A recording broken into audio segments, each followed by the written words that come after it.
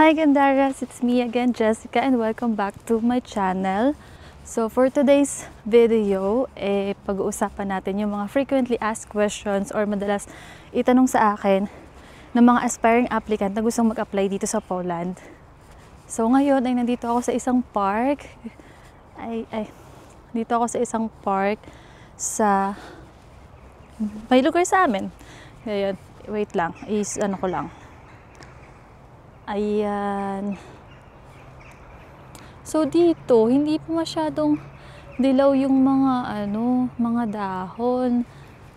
Pero may iba na na talagang golden brown na yung kulay. So ayun nga guys. Ano ba yung mga frequently asked questions na lagi kong na-encounter sa mga applicant na gustong mag-apply dito sa Poland? So pag-usapan natin yan. So kung kayo ay interesadong mag-apply or nagbabalak mag-apply abroad, especially dito sa Poland, at gustong malaman ko ano yung buhay dito at cost of living, itong video na to ay para sa inyo. A few moments later. Hindi ko alam kung maganda ba na naging dito yung view ko or yung background. Kasi parang ang gulo ng video ko, hindi ko maintindihan kung saan baka pupunta, kung saan yung magandang ambience. So, hanap lang muna tayo ng magandang pwesto at doon natin isa-isang sasagutin yung mga frequently asked questions na lagi kong nai-encounter. Okay? Tingnan mo. Ang ganda. So, nakahanap na tayo ng magandang spot.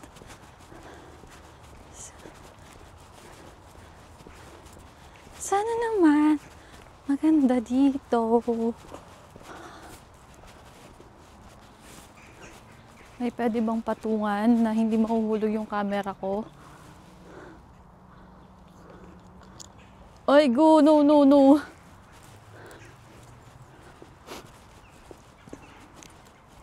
A few moments later. Unang tanong natin is, ano po ang mga available jobs na hiring sa Poland? In general.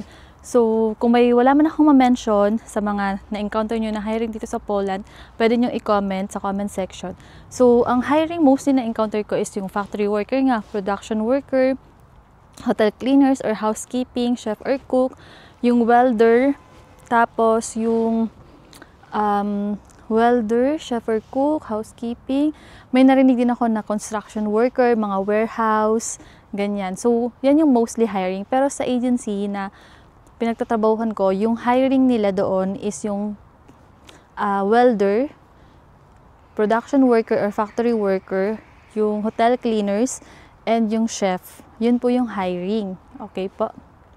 Yung pangalawa naman is, pwede po ba may tattoo? So, pwede po bang mag-apply yung may tattoo? Unang-una po pwede po mag-apply ang may tattoo kasi hindi naman, at the end of the day po, hindi naman po yung yung tattoo nyo yung i-evaluate sa inyo, kundi po yung output nyo at the end of the day. So, pwede po mag-apply kapag may tattoo ka po. Okay. So, third question.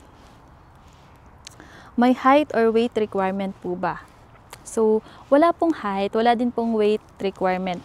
As long as kaya mo din pong mag-work, welcome ka pong mag-apply dito sa Poland. So, wala pong height and wala pong weight requirement. Kasi unang-una nga sabi ko sa inyo, hindi po yung height nyo, hindi rin yung size nyo, yung i-evaluate nila dito, kundi po yung output nyo. Wala din pong gender discrimination. Any gender identity is welcome to apply po dito sa Poland. Mapababae, lalaki, or kahit ano pa man, ay pwede pong mag-apply dito sa Poland. May dumaan lang. So, sana po may naintindihan kayo sa explanation ko. So, question number 3. 4 na pala. Question number 4. May kailangan po bang gastusin bago makaalis papuntang Poland? Yan po yung madalas tanungin ng mga applicant or mga aspiring applicant na gusto mag-apply dito sa Poland is kung may gagastusin po. Yes po, meron po kayong gagastusin at depende kung nasa ang bansa po kayo. Kung kayo po ay nasa Pilipinas, mas malaki po yung gagastusin nyo po doon. Kung kayo naman po ay nasa abroad, mas malaki din po pero hindi gaano kalaki compare po sa Pilipinas. Okay. Question number 5. Ting 5. May trabaho na po ba agad pagdating sa Poland? Yes po, may trabaho ka na po pagdating mo po dito sa Poland. So mostly po yung mga applicant po namin na dumadating from Poland ay naghihintay lang po sila ng mga 2 to 3 days bago po makapag-start ng work. So sa 2 to 3 days na po yan, ang gagawin nyo po dyan ay magpa-process po kayo ng inyong PESEL and bank account. So, i-assist po namin kayo at sasamahan po namin kayo magpa-process ng inyong PESEL and bank account po. So, after 2 days or 3 days, pwede na po kayo makapag-start ng work. 6th question.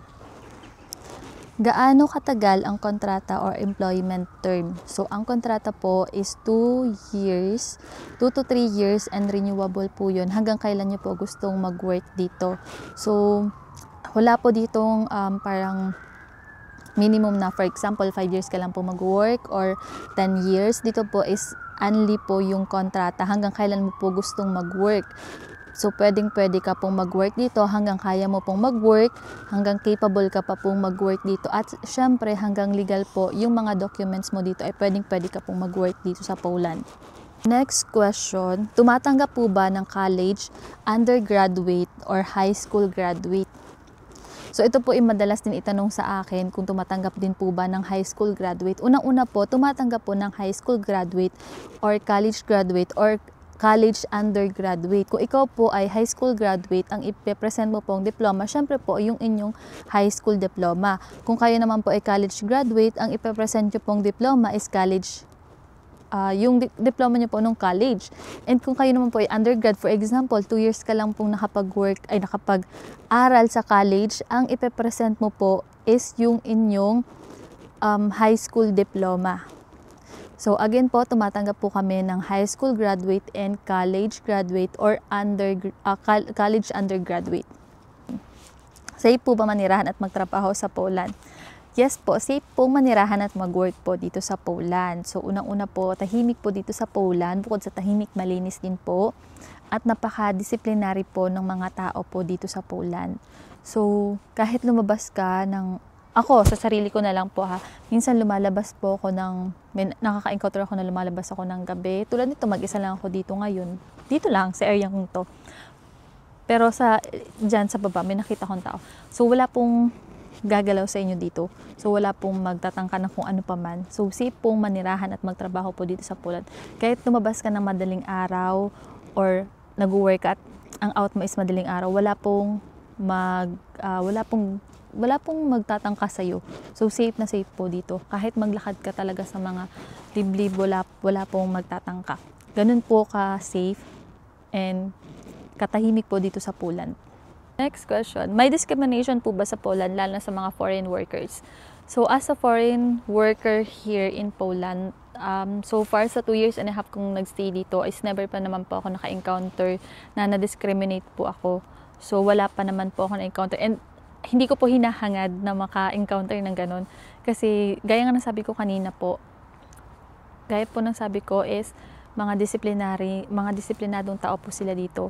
So, wala pa naman po akong na-encounter na na-discriminate po ako in terms po dahil foreigner po akong nandito. So, wala pa naman po. Never pa ako naka-encounter.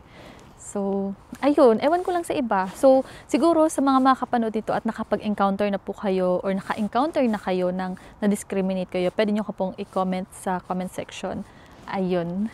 Next, mataas po ba ang cost of living o gastusin sa Poland?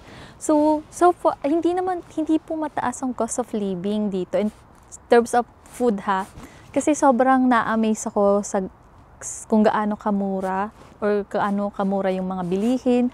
So, murang-mura po dito yung bilihin. So, hindi po mataas ang cost of living dito. As long as marunong ka mag-handle ng pera mo, makakaipon ka dito sa Poland. And as long as masipag ka dito, makakaipon ka. Kasi nga, di ba, sabi nga nila, hindi yan sa laki ng pera or sa laki ng sahod mo, at hindi rin sa liit ng sahod mo, kundi kung gaano ka handle ng pera mo, kung gaano ka humawak ng pera mo. So, doon ka, kahit sabihin na natin malaki yung sahod mo, kung more on mabili ka ng ganito ganyan, lalo na kung maluho ka, so wala ka talagang maiipon. So, nasa pag-handle. Kasi meron akong nakausap na nag-apply sa akin na kakilala ko din. Ang sinasahod niya lang sa ano ba yan? May lamok, sorry. Ang sinasahod niya lang doon sa kanyang, nahiya ako, may tao. Ang sinasahod niya lang sa kanyang work is around nasa 30. Pero nung sinabi niya sa akin na nakabili na siya ng ganito, nakabili na siya ng ganyan. So na-amaze ako kasi sa 30k pesos na yon nakabili na siya ng sakahan. So wala talaga yan sa laki ng sahod mo, wala din yan sa liit, kundi kung paano ka talaga mag-handle ng pera. Doon ako, naniniwala talaga ako doon.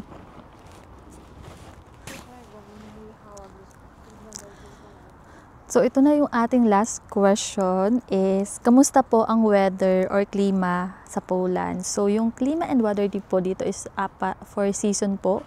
So winter, spring, summer, autumn. So ngayon po, ang weather po namin dito is autumn. So medyo malamig, so mga makakapal na naman yung mga sinusuot namin, ganun. Pero ang kinaganahan po pag autumn, yung mga flowers, yung mga dahon is nag-golden brown or nag-red. So makulay po. Makulay siya. So ngayon, itong part na to is hindi pa masyadong nag-golden brown yung mga dahon. So papakita ko sa inyo. Ayan, hindi pa masyadong nag-golden brown. Pero last time, November yon nung nag-pictorial kami dito.